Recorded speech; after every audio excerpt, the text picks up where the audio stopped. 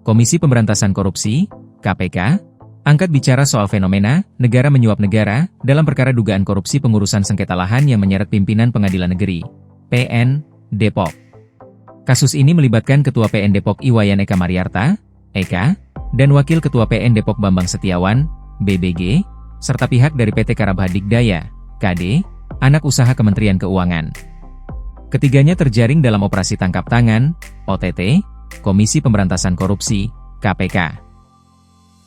KPK menegaskan, fokus penanganan perkara ini bukan pada status institusi, melainkan pada kepentingan dan niat jahat yang bertemu dalam praktik suap. Pelaksana tugas Deputi Penindakan dan Eksekusi KPK Asep Guntur Rahayu menyampaikan bahwa konstruksi perkara dilihat dari adanya kesepahaman kepentingan antara pihak pemberi dan penerima. Kalau kami sih melihatnya dalam konteks kepentingannya ya. Konteks kepentingannya, ada meeting of minds, kesepakatan, red.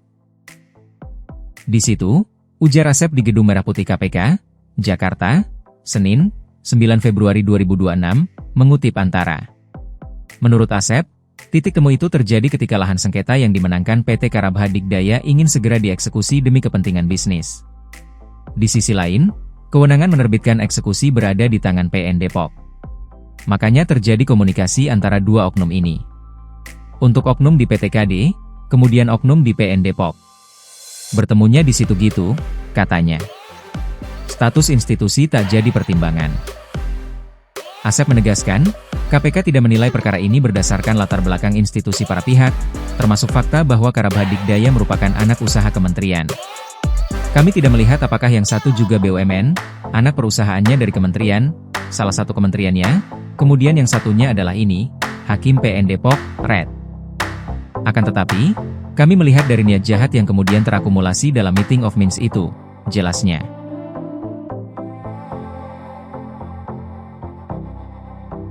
Bagi KPK, keberadaan mens rea atau niat jahat menjadi kunci dalam membuktikan tindak pidana korupsi, terlepas dari status negara atau lembaga yang terlibat.